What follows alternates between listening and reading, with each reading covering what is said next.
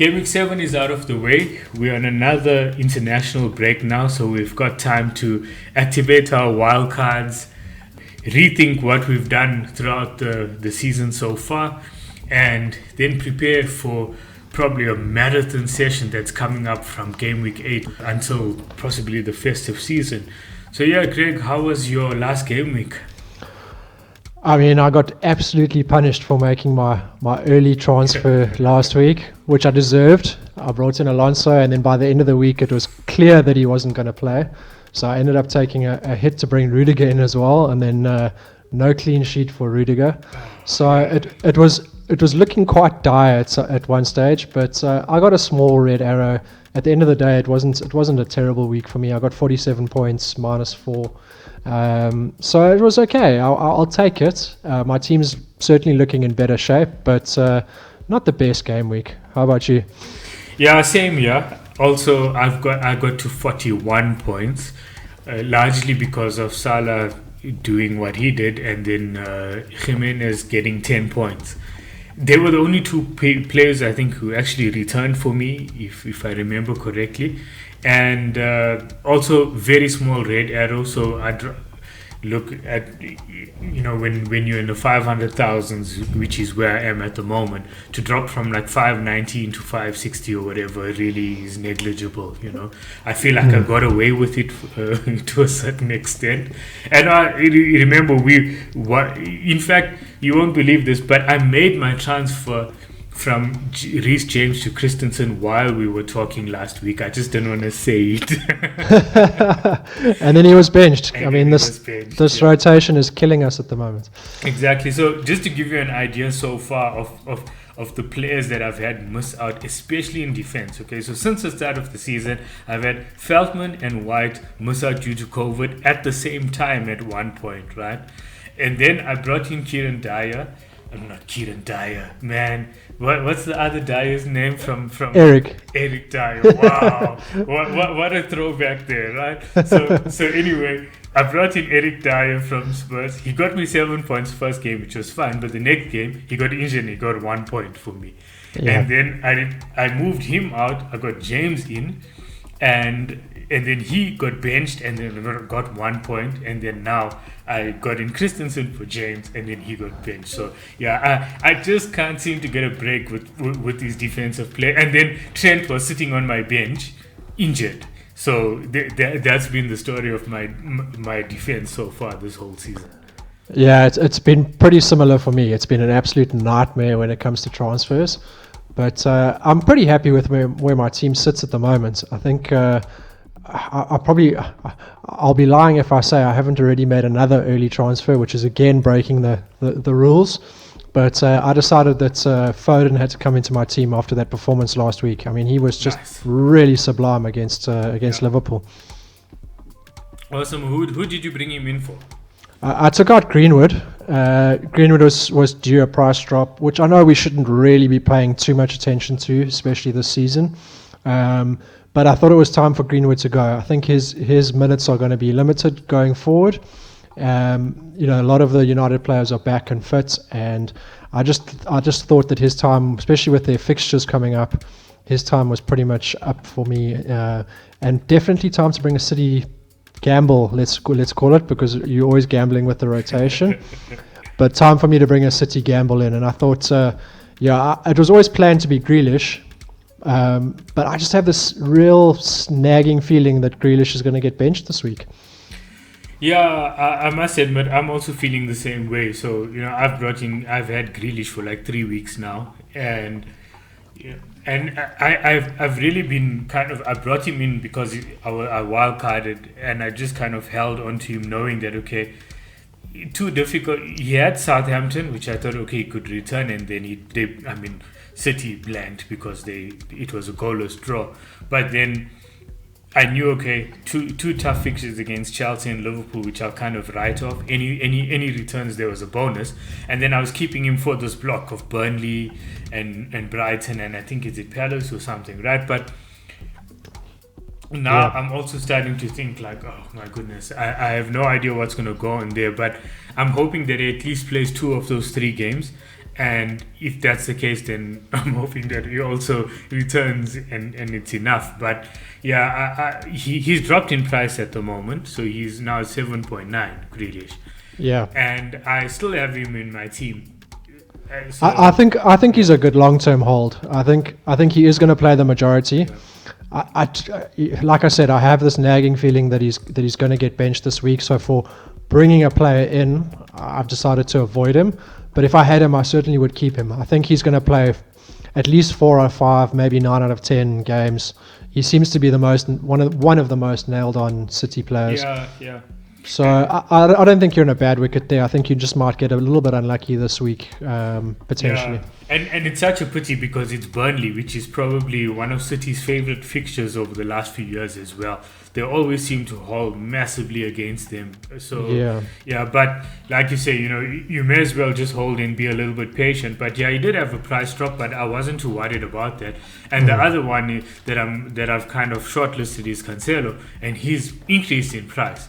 Yeah. So it's a bit of a tricky one, but the way I see it at the moment is that, look, I suppose based on my transfer planning over the next week or two, the reason why I didn't react to it at the moment, and I haven't done any transfers at the moment, is because I do plan on moving Ronaldo to Lukaku now. Whether I do it this week or next week is I'm still kind of caught up between the two, and I suppose we'll get to that just now.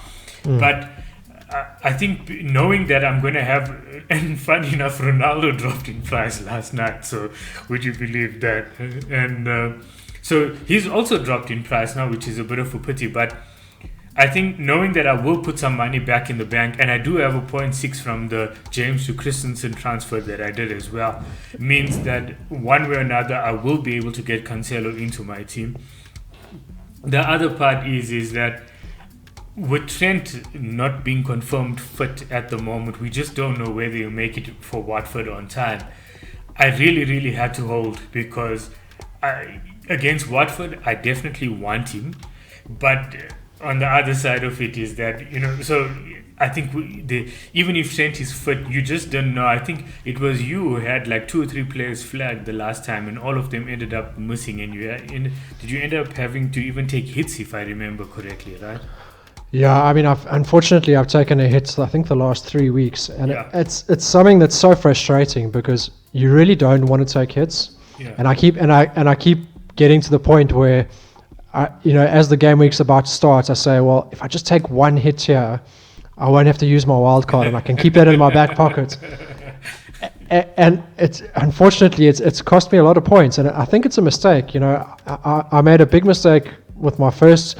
Actually, my first hit was actually really good because I brought in Lukaku and I captained him. And when that was a nice one. Yeah. When you're captaining someone and taking a hit, I think it's less of an issue because you can really return on weeks like that. But then I took a hit to bring Matip in for Tsimikas, and Tsimikas played and Matip didn't. And then I brought in Alonso, and Alonso didn't play, so I had to bring Rudiger in, and Rudiger didn't get a clean sheet. So I've really... So did you bring in Rudiger for Alonso, or did you bring Rudiger for someone else? I brought Rudiger in for Trent, for him being injured. Right. Yeah. So that makes sense. Yeah. So I think you've got to be so careful. These hits really, they don't pay off that often. And you have to be... I think when you take a hit, you really want to be doing it to captain someone, or doing it for some sort of double game week, or like we had last week, a triple game week. I mean last season, sorry, a triple game week. But other than that, I think that you've got to be very careful when you're taking hits. I think generally you're going to be losing EV when you do them. No, that's it. And I'll be honest. Like there's times this season, like I think, believe it or not, I think out of the 7 game weeks so far, I think I've only had 11 playing members in 3 or 4 occasions. So on so many occasions, I've only had 10 players who've completed the game week. And I mean, you're talking about it's such a small sample size, but it's over 50% or almost 50% that I haven't had a full team going into the week. But here's the thing, I actually don't mind because on every occasion, I've looked at the players that I shortlist for those positions. If I had to take a hit to replace them, Most of them blanked. I think the only one that I considered possibly taking a hit was Ronaldo against Newcastle, and I decided against it at the end. And look, I would have captained him definitely, and look, he scored like 13 points. So with captaincy 26 -4, 22 point. That's great returns, right? But every other player that I remember specifically looking at after that the previous international break when Son was confirmed injured, I could have taken a hit to get a full playing 11. But the players that I shortlisted, like who I could easily do it, like Torres, Benrahma, Jota, all of them blanked that weekend. So that means I was better off playing with the 10 players, because I would have still been sitting with the deficit of like -1 or -2 because Torres kept a clean sheet, so he got 3 points. So it just shows that sometimes you have to be so strategic when taking hits. You have to be so sure about it, because sometimes you could have a fully playing 11 and it looks good on screen, but actually for your points it's actually hurting you. Yeah, I agree 100%. I think I'm really going to focus on it, and I think I've made my mind up. I'm going to do my absolute best not to take any more hits. And I think I'm my own worst enemy, because I keep making these early transfers instead of waiting for team news and press conferences. And they really, it's just silly. Chasing price rises and price falls really isn't worth not, picking the wrong player and having guys that aren't going to play. So it's really, any advice I can give is wait for those press conferences on the Friday before the game week starts, and make your transfer once you know that all your players are going to be fine. There are no injuries, there are no issues with your team.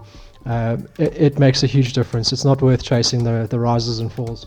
No, definitely. And also the other thing I'd say regarding taking hits is that if it was a player that you're bringing, if it's a player that you're planning on bringing in for like 5, 6, 7 game weeks or whatever, like I can think of City defenders at the moment, right, which is so good fixtures, even Chelsea maybe.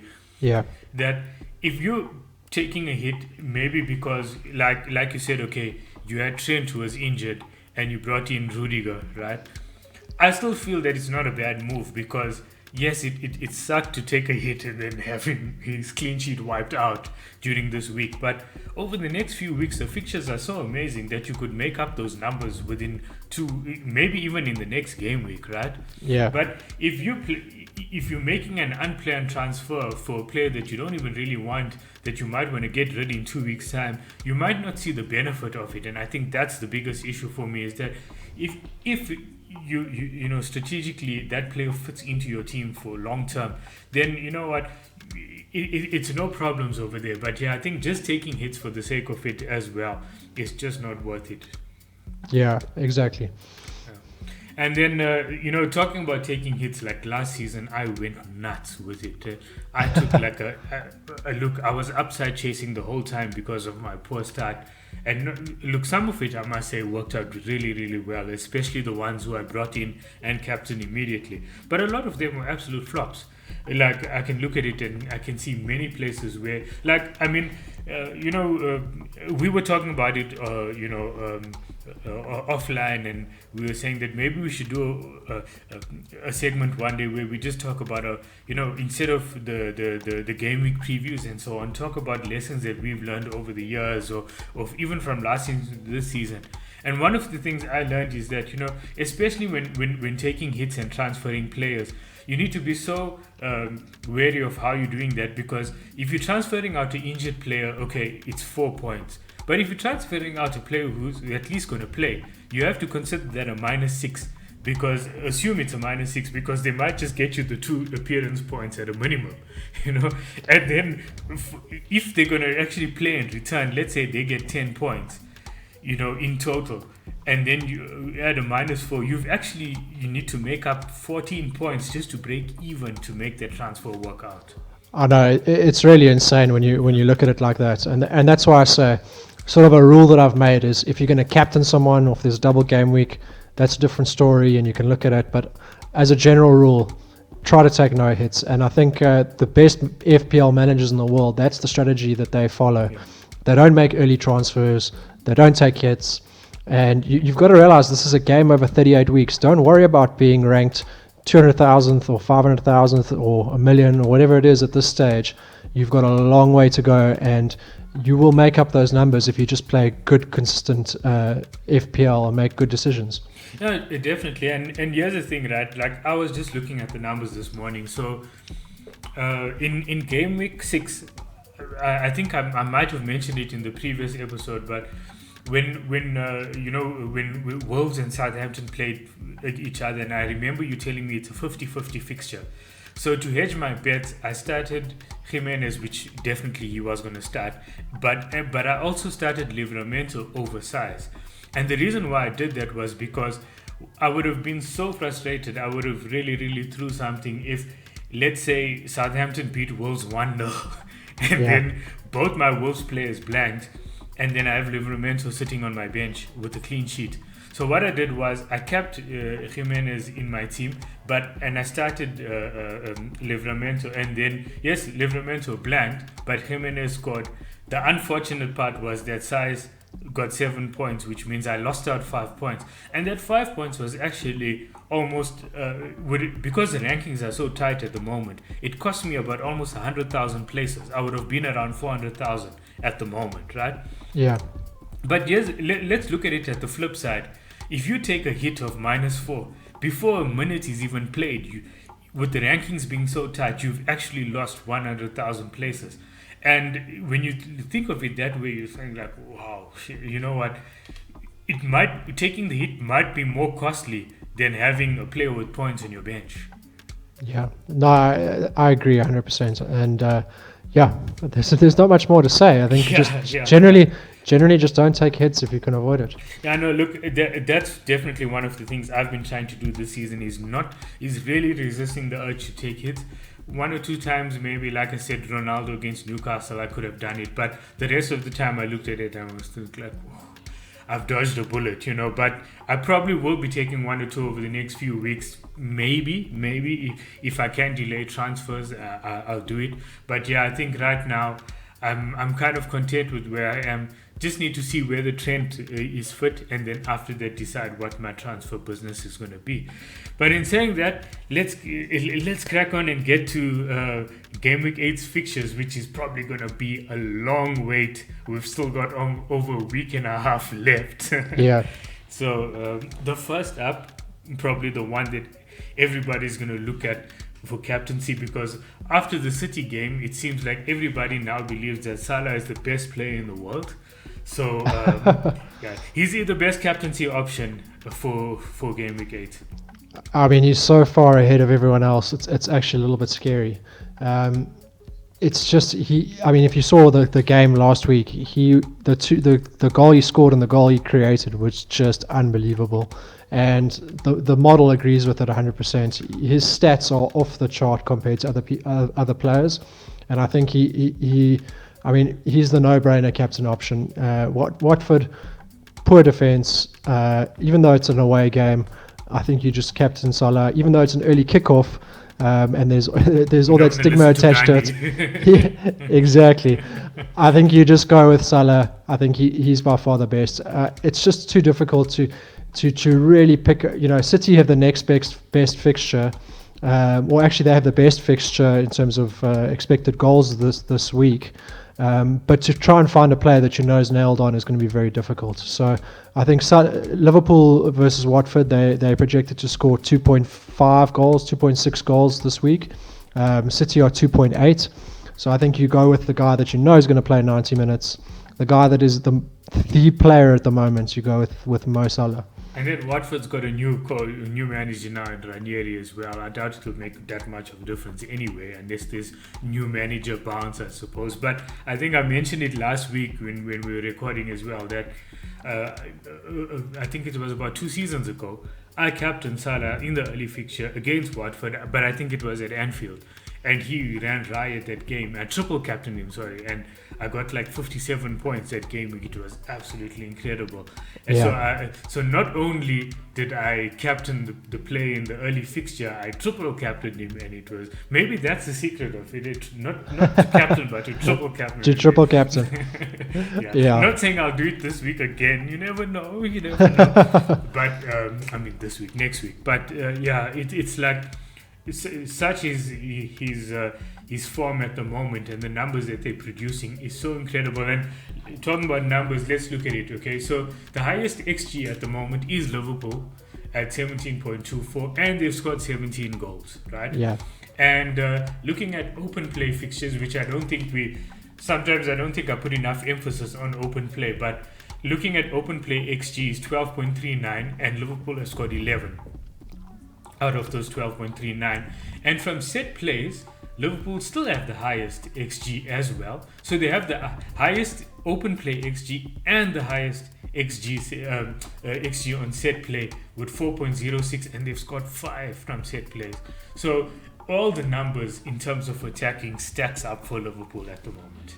Yeah, they've been excellent, and I think defensively possibly a little shaky in the last couple of weeks. Yeah.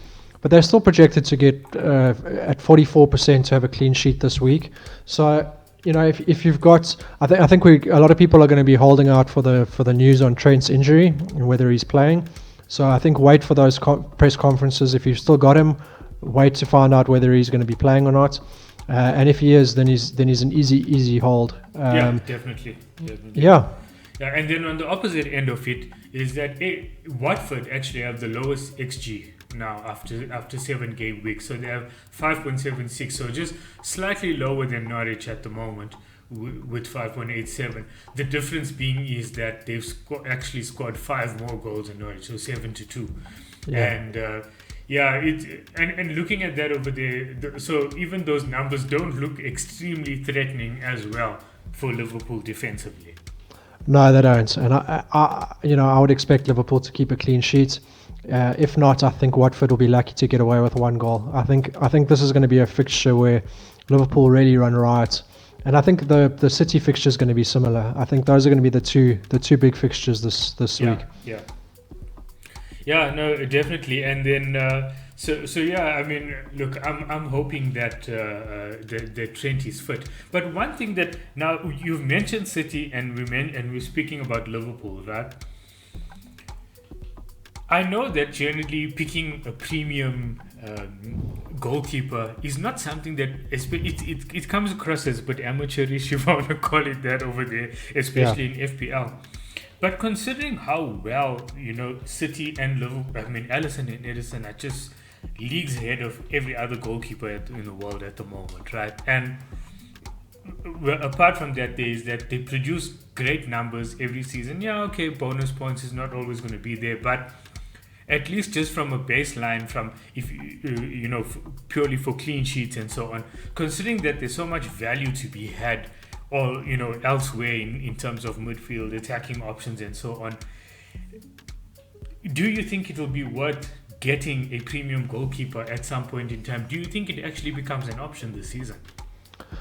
I still don't. I think the value, when you look at goalkeepers on a value basis, they're never that good. Yeah. Ramsdale, the problem is that they have a very low ceiling. So you're pretty much going to get a clean sheet. Save points are bonus points. Very difficult to predict. If you look at the goalkeepers on a clean sheet basis only, and in terms of value, your best option at the moment is Ramsdale from Arsenal. He's just miles ahead of everyone else, and Sanchez is next. If you're going to really look at a premium, and it's statistically it's not the worst idea to go for someone like Ederson, just because he is, in terms of points per million gained, it is a lot higher than a lot of players, but you're still going to have that issue with a ceiling in terms of how many points you can score. So my first choice would be Ramsdale. My second choice would be Sanchez. And I think if you're looking at a premium option, in my opinion, the only option is actually Ederson. You might even get a sneaky assist from Ederson, the way that he distributes the ball.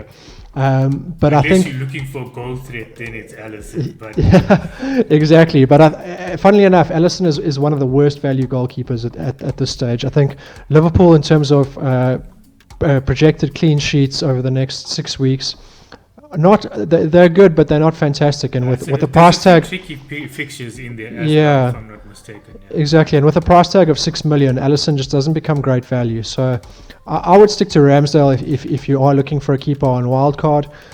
If not, I think if you really want to go premium, I think go Edison. That's by far the best choice. I'll tell you why I'm asking the question as well. I've seen it thrown up on Twitter a few times as well, where people are starting to seriously consider premium keepers. And like I said, generally we don't really look at that because there's no value in it. But one thing I noticed was, like, especially let's think of it in this way, like Trent is injured at the moment, right? And we don't actually know exactly how long he's out for. He might be already, be fit for the next game week, and that will be fine, okay? But let's say, for example, a lot of people will look to say, okay, let's move Trent to Diaz or Cancelo or someone, right? And then all of a sudden they have this money in the bank, and that's great. And then you're looking at it and thinking, okay, well, yes, Liverpool haven't had the greatest defensive numbers over the last few weeks, but they still have the third best defense, right? And based on the numbers I've seen on your model, they still rank like third for defensive fixtures. Yeah. But so let's say, for example, if you wanted coverage from like Manchester City, Chelsea, and Liverpool, so you could possibly look at maybe going with the back three and doubling up on Chelsea or City. So you have like a combination of 2 and 1 from one of those teams, and then you can say, okay, well, let's have an Alisson in as a keeper, or the alternative is like double up on City defender plus Edison and one Liverpool defender. And I looked at it and I thought, wow, actually that's not too bad. But logically, like you say, statistically it makes sense, but value wise probably not much. And so that's why I decided I may as well just put the question out there, because it's always quite an interesting one, and it just shows that there's no real one way to actually play the game as well. No, there isn't. But the one thing I would say is that City defence and Chelsea defence in first and second is so far ahead of Liverpool in third. They're in fact, I think Chelsea in second is almost 50% better than Liverpool's numbers. So when you're looking at these defensive rankings, you've also got to be a little bit careful because I know what you're saying. Yeah. Because Chelsea and City's fixtures are that good, and their defenses are that good, that I think you really want to, a guy like Trent has amazing attacking ability that adds to that defensive ability. But when you're looking at a goalkeeper, you're looking at purely defensive ability. And so if you're going to go a premium option, I think you want to be going for either a City or Chelsea keeper, just because of how far ahead their defensive stats are.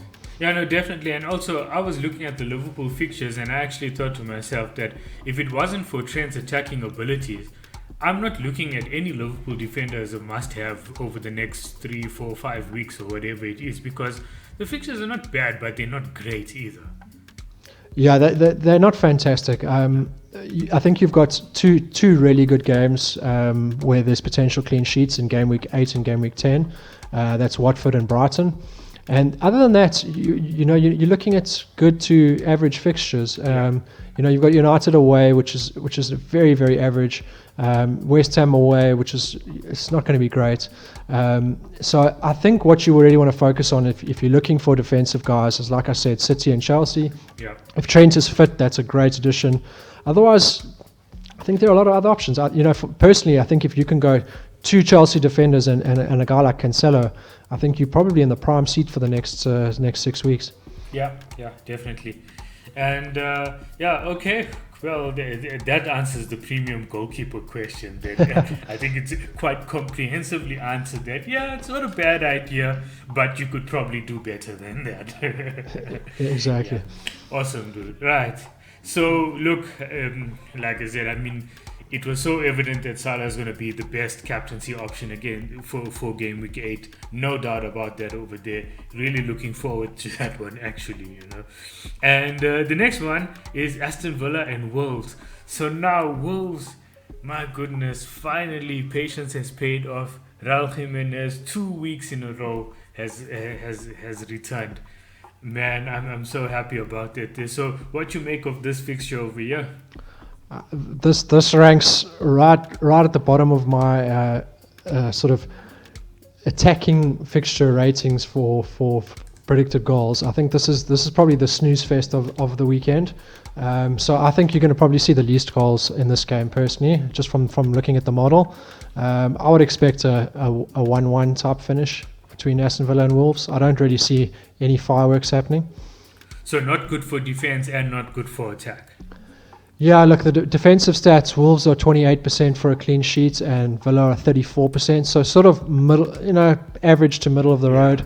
Yeah. And they're by far the lowest in terms of combined predicted goals on the model. So I think you're going to struggle to see anything happening here. I think if you've got Jimenez, he's a hold for a number of weeks, and this is not a terrible fixture. I wouldn't be surprised if anyone's involved in a goal for Wolves. I think it could be him, but it's not a fixture that you're looking to captain anyone. Not a fixture that you're really looking for anyone from the defensive side. I think it's a bit of a boring fixture, to be honest. Yeah, and Huang has got price rise from Wolves last night, so that's quite an interesting one. I mean, look, to be fair, he's done well so far, but I suppose he's won at such a great price. He's definitely on the watch list as well. Yeah, he's the next bandwagon at this point, so we'll see how he does. The model doesn't rate him too highly with last season's stats when he was in the Bundesliga included. But we'll see how he does. He's been involved in a lot of their goals in the games that he's played. And Jimenez is sort of taken the creator role with him, so it looks like a good partnership. So maybe that'll improve, and as the numbers improve, I think his ratings should improve on the model as well. But at this stage, still bandwagon status. Yeah, definitely. And looking at the expected goals conceded, Wolves have the 4th lowest after City, Everton, and Brighton. And then in terms of XG, Wolves were actually quite high a few weeks ago, but now they 6th, which is actually not too bad. But it definitely look, at least in terms of output, it's got a bit better. Funny enough, you mentioned Huang's Bundesliga numbers. It's quite amazing how when you work on a small sample size or eye test, it can be so deceiving. Because the only other time I've seen him play was against Liverpool in the Champions League, and he was absolutely amazing. Yeah, I mean, look, the Bundesliga, he only played, I think, 480 minutes, so it wasn't even a big sample. So you really aren't looking at any sort of big sample size when it comes to him. So we're going to have to see what he does this season in the Premier League. It's always difficult. Sorry, but now that you mentioned it, are you talking about German Bundesliga or Austrian Bundesliga? Because when he played against Liverpool, he was actually playing for Salzburg. That's true. Yeah. I, to be honest, I'm not sure. I've got it in here as the Bundesliga, but it could be. I think it's the German Bundesliga that he was playing in last season. Leipzig, from Salzburg to Leipzig. Yeah, I've got Leipzig here. Yeah. Right. Okay. So that makes sense. So it maybe he was posting much better numbers in the Austrian Bundesliga, and he looked absolutely. It was actually him and Minamino who played in that same game with Haaland as well, and they were all absolutely amazing. They were like a swarm of bees. But it was quite an exciting watch. I'm just so relieved that having Jimenez has paid off, and like you said, he's a long-term hold, and Wolves fixtures are looking good, and looking at the predictive model that you put together as well, he's still, with the fixtures that they have, I think it's still worth just keeping him at the price that he is as well. Yeah, for me, I mean, I've had him since, I think, Gameweek 2 or 3. So really, like, the patience has paid off with Jimenez at the moment. I'm going to be a little bit more patient with him, I think, for the upcoming fixtures. I'm really hoping that Wilson comes back from injury, because I think he's the guy that I would really be eyeing to replace Jimenez with once that fixture run runs out. Yeah, and I suppose Villa and have a fixture swing around about now as well. so Ings and Watkins and so on come back into contention. Yeah, I think Watkins is another option. I think his stats are better than Ings, surprisingly. And yeah, I think the other person that might start coming in, he was fashionable at the start of the season, but I think Brentford have a nice fixture turn as well. And Yes, I think that's right, yeah. I think Tony, I think Wilson and Tony are the two guys that are sort of on my mind as Jimenez replacements, depending on when it happens. With those with those amount of budget options, we might be sitting with like 5 or 6 million in the bank. Who would have thought? I know it's such a good feeling when you don't have to use all, every single 0.01 of your budget. Yeah, no, because every player that I'm looking at so far always seems to be cheaper than the ones that I have, which is so rare. Like premiums don't seem to be like that high up on the agenda at the moment. No, it's definitely the season of the budget players. Yeah, and then I've seen also that you have rated Villa's defensive fixtures quite highly as well. So the likes of Matty Cash and so on. I think we did speak about them last week as well. They'll definitely come into play soon. Yeah, and they seem to be getting some decent attacking returns as well. So I think definitely one to watch. No, definitely. I mean, looking at the, I remember like after like Gameweek 2 or 3, Villa's expected goals conceded was sky high, and since then they've improved so much. It's actually quite amazing. Like they went from, look, I know it's such a small sample size to work with, but they went from being in like one of the 3 worst defenses for expected goals conceded, and now they're up in the top 6. So they've really drastically improved. Yeah, no, they're really looking good, and I think attacking wise as well. So yeah, it'd be interesting to see how they go. I think they've got a decent run coming up. No real tough fixtures, but a lot of average fixtures, and we'll see how they go. Okay, so next up is Leicester and Manchester United. Now, that's quite an interesting one because one of the transfers earmarked for Gameweek 7, Gameweek 8 around this part was Ronaldo to Lukaku. And same year for me, that's what I'm planning, but I'm holding off as long as possible during the international break so I don't have any issues with injuries and whatever, right? Yeah. Now, the thing is, yes, we know about historic numbers or whatever, but here's the thing, right? Every season is unique and we take it in isolation. And looking at it at face value, it seems like Leicester are just worse defensively than Brentford at the moment. Now, genuine question is like, if you had Ronaldo in your team at the moment, would you say, look, you know what, I'm still transferring Lukaku in anyway, or will you be like, no, you know what, I'm holding on to Ronaldo for another week? Well, I think let's look at the numbers, because the numbers usually tell the story. And at the start of the season, I would have said that your transfer for this game week was earmarked perfectly, but we've seen Brentford's defence has been vastly improved or better than what we expected, and Leicester's defence has been vastly worse than we've expected. So if we look at the predicted goals on the model for this week, Man United are predicted to score 1.68 versus Leicester, and Chelsea, for instance, are predicted to score 1.76. So there's really nothing in it. So if you are looking to hold Ronaldo for another week, I don't think that it's a bad option at all. Yeah, because I think maybe I'm a bit sour about it as well. But since I've brought in Schmeichel on my wildcard, I think I broke him because he's conceded exactly 2 goals every single game. And one of those games was against Burnley. And then they took the lead against Palace and conceded 2. So frustrating. I know. I don't know who gave you that terrible advice to bring Schmeichel. Yeah, look, that's one of those times where you just have to say, look, you know what, that's where the human element comes in.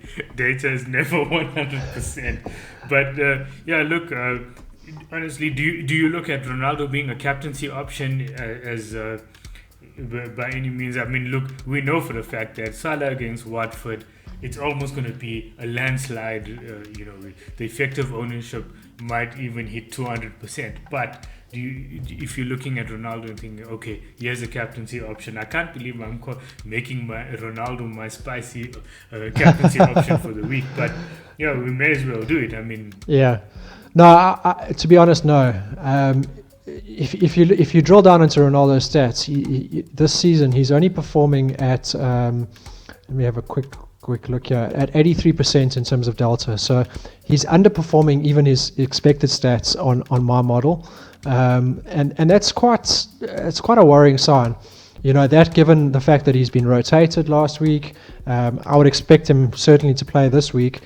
But I think you've got to be a little bit concerned that he's really taken up that poacher role, and I think that your captaincy armband is better placed elsewhere. I think if you can place it on Salah, I think that's obviously the best option by a mile. And then your next option is probably taking a spin at one of the City players.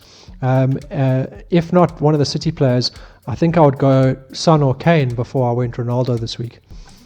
Talking about Son, man, I'm so disappointed with myself. I had him for game weeks 1, 2, and 3, and he returned, double digits twice, and then I let him go in my wildcard because he was injured, and he's continued. And if it is one decision I feel this season that I can kick myself, it's like, why did I doubt him? But there's nothing more remarkable than taking a look at Son's stats and seeing him for a period of 2 or 3 seasons score at almost double his expectation. Yeah, it's absolutely incredible. And you look at it and you think, wow, if this is a purple patch of 3 years, wow, it's so incredible. And to the point where, if I was irrational or I was upside chasing, I'll probably bring him in to play against Newcastle. And then, Son against Newcastle is definitely, I suppose, a rival for Salah versus Watford in captaincy. Yeah, I think he's not a bad option at all. And I found it very interesting that the best FPL manager in the world brought Son in last week. So what brilliant timing from him to bring him in, and he gets those 2 returns in the game. But I think he in terms of short-term fixtures, he does look good. And as someone as a Spurs fan who I work with reminded me, Kane and Son traditionally start quite slowly. I think Kane more so. Son's usually not so much in that realm. But Kane is generally still a spectator during August and September. Yeah, I think October that he kicks into life. Yeah. He really kicks into life, and so I think that Son and Kane are possibly the forgotten options this season. And I think they're gonna start hurting some people. It's not like last season where if you didn't have Son in your team, you're probably gonna drop 100,000 ranking points, ranking places when he returns. But they've got low ownership, and I think they're definitely an opportunity to jump on those two. Yeah, look, the one thing I can say is at least I have something in common with the best FPL manager at the moment, is that we had Son at some point this season. But yeah, look, I'm so disappointed. And look, to be fair, the numbers just didn't. It was stacked up against him, right? Let's put it that way. So it wasn't looking great for Spurs at all. But this is Son we're talking about, and I suppose because we're talking about Leicester and Manchester United, I've been speaking about Ronaldo, but the one player that I actually definitely want to speak about even more is Vardy. He keeps on doing it. He's been scoring for years now, but even this season, the numbers look crap, Leicester look crap, but he's just putting out numbers. Do you think he's worth getting in at some point in time? Yeah, the man just never stops scoring, and if you look at the model, he's consistently in the top 10 or top 20 of all the players in the prediction model, and that's because his stats are just so consistent. This season, he does look like he's on form. It's always good to see. It's always nice to bring in players that are scoring above their expectation. I think it's quite a nice sort of stat to use when you are bringing players in, is to think, is a guy underperforming or overperforming his stats? And the data analyst in you would actually think the opposite way. Would think reversion to the mean and let me go for the guy that's due. But in terms of football, it generally is the other way around. You want to go with a guy that's outperforming, because that outperformance tends to last in sort of these streaks that happen during the season. So Vardy at the moment is at 163% this season. So I think Leicester's fixtures, attacking-wise, don't look terrible. They've got United and Chelsea in the next 6, And other than that, Brentford, Arsenal, Leeds, and Watford. So, I think I think ideally you want to possibly be waiting for after that Chelsea game to bring him in. But I think the price tag with Vardy is the thing that's putting a lot of people off. I think if Vardy was around 9 million, he would become possibly even an essential option. But I'd like to also then go further with that. Is that Vardy at 10.4 and Lukaku at 11.6. Now, look, I know for a fact that Chelsea are just a far superior team. But the fact of the matter is, I mean, at over 1 million less, are we seriously overlooking Vardy here and maybe putting too much importance on someone like Lukaku, or is it just looking at Chelsea as a team, as a collective, and thinking with the fixtures that they have, it'll be almost suicidal to go with Vardy over Lukaku, for example? No, I think your thinking is right. They're, in terms of expected points per million, they're at similar value points. But the thing to remember that sort of pushes Lukaku way ahead of Vardy is that Lukaku is a captaincy option. And if you're captaining Vardy, although they have similar value ranks, the points difference is exacerbated by the double captaincy points. So, points per million, they might be the same. But if that's a 1 or 2 point difference, it starts to become a 4 or 5 point difference, and it's, when you're captaining those players, it becomes a much bigger difference, and the value for the captaincy is far superior. So I think you've got to have Lukaku in your team over Vardy if you're going to be using him as a captain. If you weren't using him as a captain, I think they're very similar options in terms of value. Yeah, no, definitely. I suppose the same goes for Son as well, where you will consider captaining him at some point in time. I mean, I captained him in Gameweek 3 because he was playing against Watford, and then Salah was against Chelsea, and so it kind of made sense, because I think was it Manchester United played against Southampton or something? I can't remember exactly. They didn't have the greatest fixture for captaincy, so I swerved them and I decided to choose Son, and it paid off. But in reality, it's not the type of player that I'll be overly confident of putting the captaincy on regularly. Yeah. I think with Liverpool and City just having such amazing attacks at the moment, I think Liverpool, Salah's going to be your captain, I think, a lot this season. And then with Chelsea's fixtures at the moment, I think either Salah or Lukaku are going to be your sort of slam dunk captaincy options. So with that said, it starts to, a guy like Son is not really going to edge into that captaincy space in the foreseeable future anyway. So that's when the 10 million price tag starts to become a little bit difficult. Like, I desperately want him in my team, but in terms of balance, it just doesn't make sense picking these really expensive players unless they do fall into that captaincy category.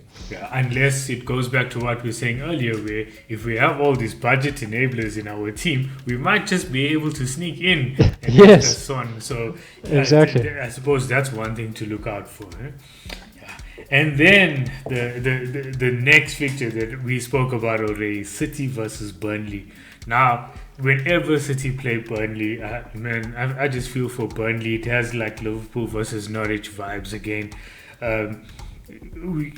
We spoke about the fact that captaincy around City is so uncertain that if you could find a nailed-on player, then well done. Go for it, captain him, and you're probably onto a winner over there.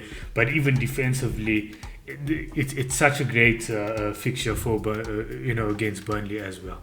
Yeah, to be honest, a guy like Cancelo pops up, but you've got to be so worried about rotation, and that's the problem with City. I think, if anyone's nailed on, probably your best bet is De Bruyne, but and probably from defensively, maybe Diaz as well. Yeah, Diaz, but the thing is, Diaz is just not going to really bring you those attacking returns. Yeah. So, when you start looking at captaincy, you really want to go Grealish, you want to go Foden, but you are so worried about the rotation that it makes it too much of a gamble. So if I had a guy like De Bruyne in my team, it's certainly one I would consider. But again, his price versus a Salah at the moment, it's just a no-brainer. Salah's just so far ahead. So I don't think a lot of people have the funds to bring De Bruyne in. So I think generally you're going to be wanting a City player, but you're always going to be staring at that team sheet as the news comes out before the game. Yeah, and I think we spoke about City quite a bit, and we also mentioned the premium keepers as well. So I think everybody knows where we stand with City, and Burnley is like an untouchable at the moment. So the next one is Norwich and Bryson. Now Bryson have been quite good. Attack not looking great, defensively much better, and then now they're playing against the worst team in the division, against Norwich. So if you're taking a 1 week punt, would you consider an attacker from Brighton? No, I really wouldn't. I think this ranks number 2 on the snooze fest for me. Also, very low goals predicted here: Norwich versus Brighton. Norwich unlikely to score. Brighton, I mean, you never really see many goals out of Brighton as it is. So I think definitely not captaincy options. In terms of clean sheets, Brighton are at 39%, which is it's above average, but it's not fantastic because it's an away fixture. So, I mean, there's really not much out of this game. You don't want to have Norwich players. If you've got Brighton players, you probably consider playing them. But you're not going to be blown away. It's not going to be one of those which you're going to be fist pumping and turning the game on to watch with bated breath. Yeah, that's a nice way to put it. Yeah. So and then it looks like everybody's targeting Norwich anyway. But yeah, I agree with you. It doesn't seem to be high ceiling. I suppose if you have defensive assets, then that's great. You're probably onto something over there, I suppose. But yeah, and then Southampton and Leeds. Now, Southampton, look, they've been looking good defensively, and to be fair, I mean, they got that red card as well. So, and then Livramento, I mean, to top it off, he even gets an assist during the past weekend. How's that for something, right? I mean, world class 4 million defender. I mean, I'm so happy I can say I had him in from Gameweek 1. But he's just probably the best value in the game at the moment, and the best bench fodder you could hope for. If someone doesn't play, you go, "Oh, I've got Livramento on the bench. Like he's probably gonna bring me a clean sheet." And what's so cool about him is like he also feels like a genuine starting option as well. 4 million, it's very rarely you can say that about a 4 million player, but he's an actual genuine option to start. Like if there's a good fixture to target, you'll have no problems with putting him into your starting 11. And it's really, really such a nice option to have right now. Yeah, I mean, Southampton have fixtures coming up, I think game week 9, 10 and 12, where they're 28, 29% for a clean sheet, which if you've got a 4 million defender, that's like gold. I mean, it's only 1 in 3, but I promise you'll take that. And Southampton have been really good, like you say, really good defensively. They surprised City. They've been really good. I think they were unlucky against Chelsea with the red card. Yeah.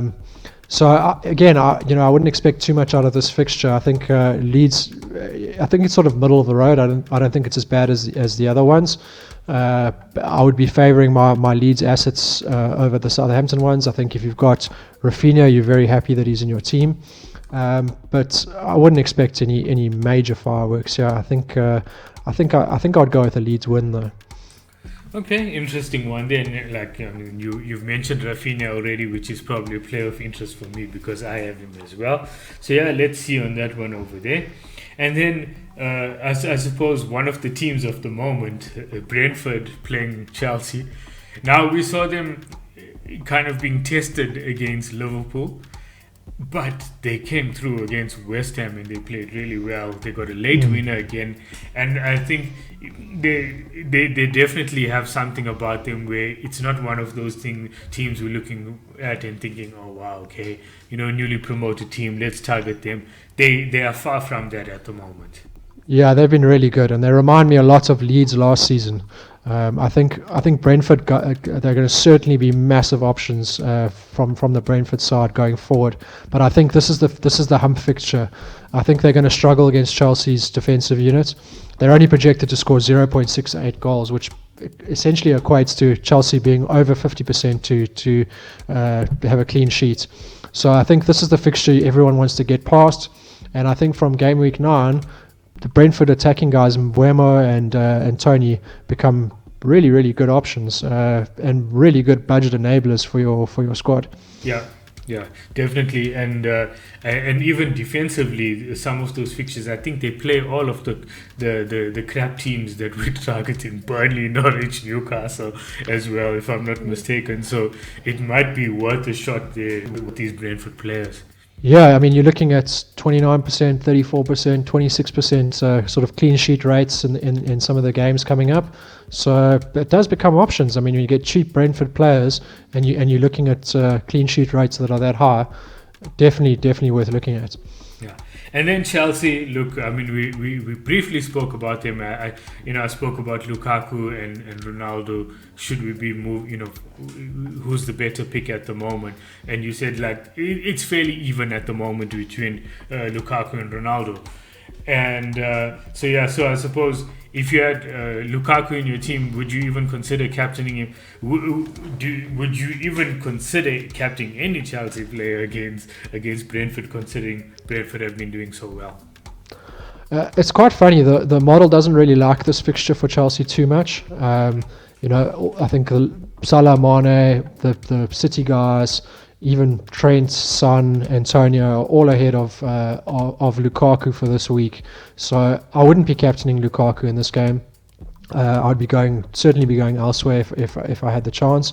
I think it's going to be a game where Lukaku can certainly get returns, but I think they're just better options when it comes to captaincy picks. So I think you want to be going for the Chelsea defence. I think a lot of people are doubling up on Chelsea defenders, and at 51% this week for a clean sheet, that's the reason why. So I think if you've got Chelsea defenders, definitely want to have them in your team. If you've got Lukaku, you just want to keep him for the fixture run. Yeah. And this is not a terrible fixture, but it's not that great fixture that we were expecting at the beginning of the season. Yeah, it has a vibe similar to Sheffield United. Was it last season where they were doing poorly? They weren't even winning games, but they were winning.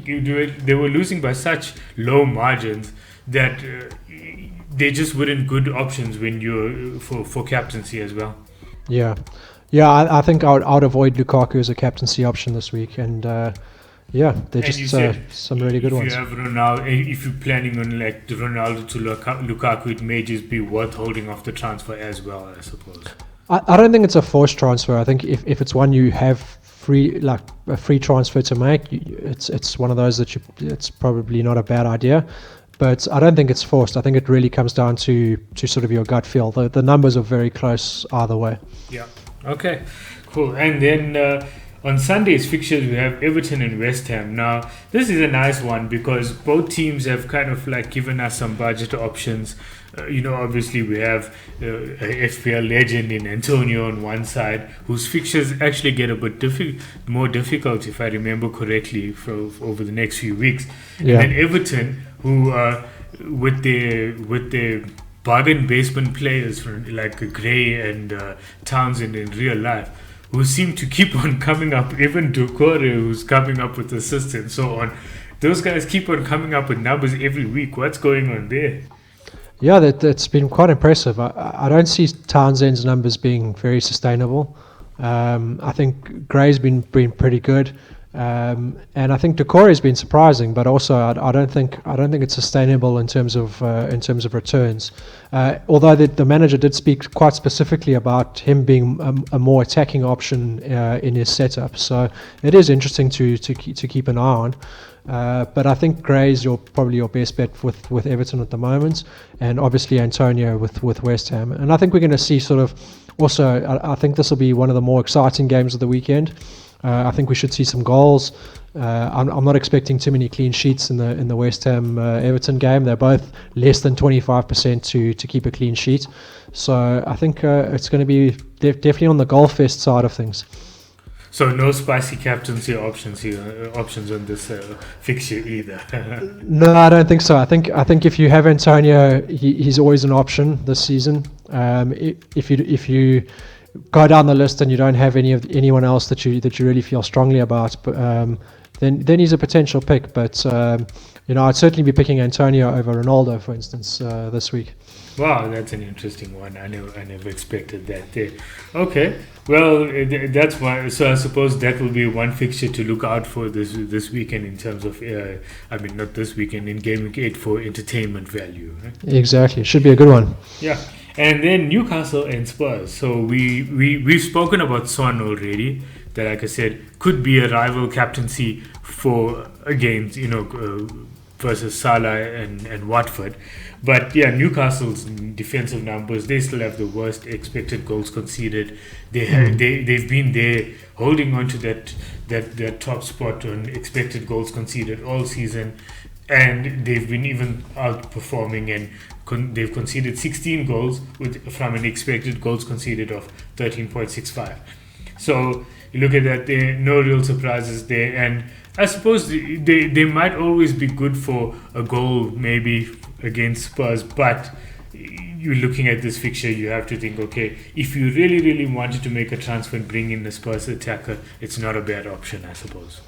Yeah, this is going to be definitely on the top end of the goal fest this week. I think probably second to the Liverpool-Watford game, and on par with the City-Burnley game. So I think the reason is that City-Burnley, it's going to be City firing them home, but I think Newcastle have the potential to score some goals in this fixture too. Spurs' defence hasn't been fantastic.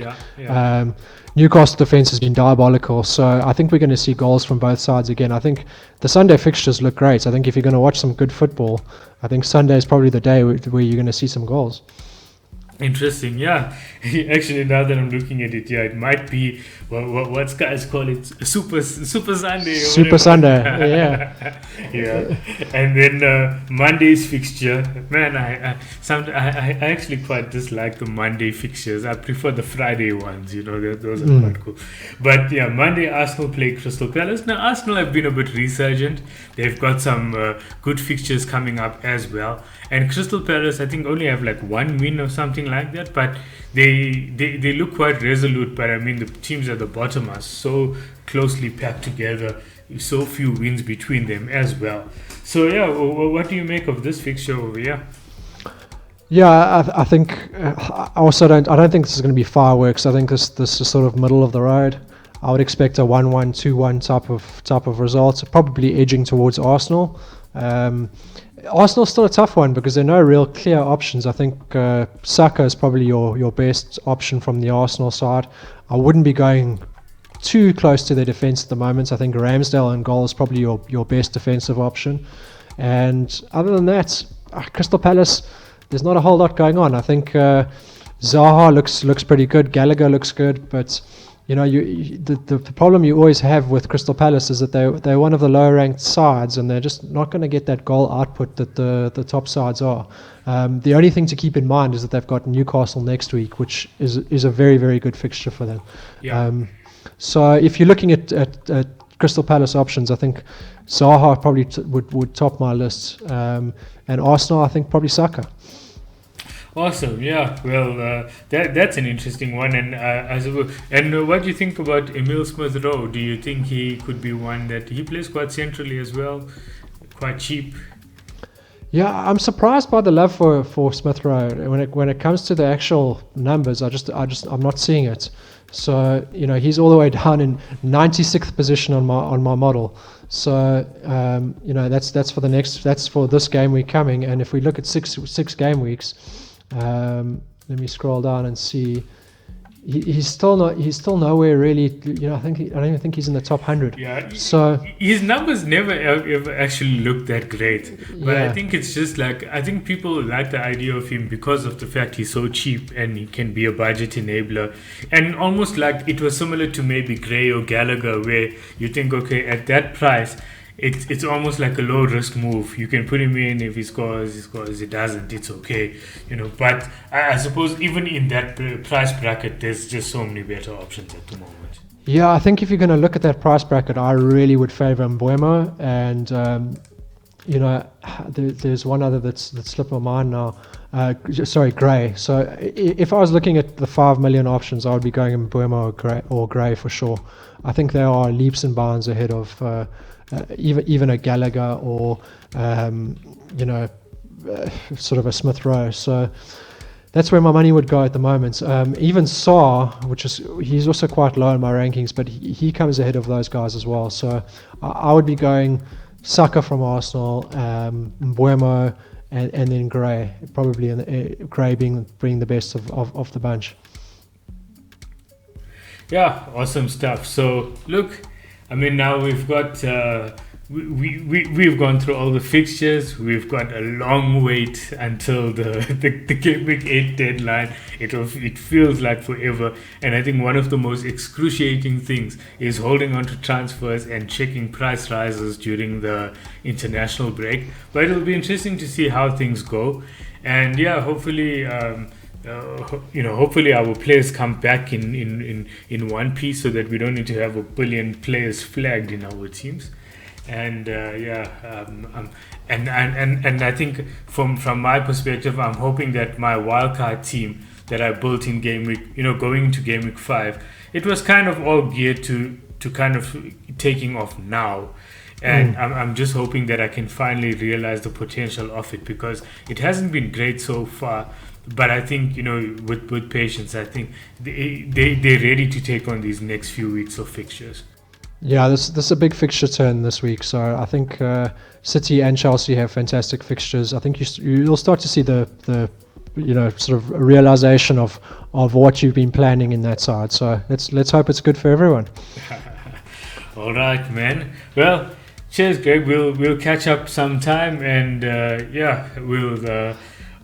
Like I said, it's going to be a long wait, but all the best for everybody in their planning and the waiting, and to more points in game week 8. Yeah, I hope everyone survives the weekend without football. I know I'm going to be in a very depressed state, but let's hope we can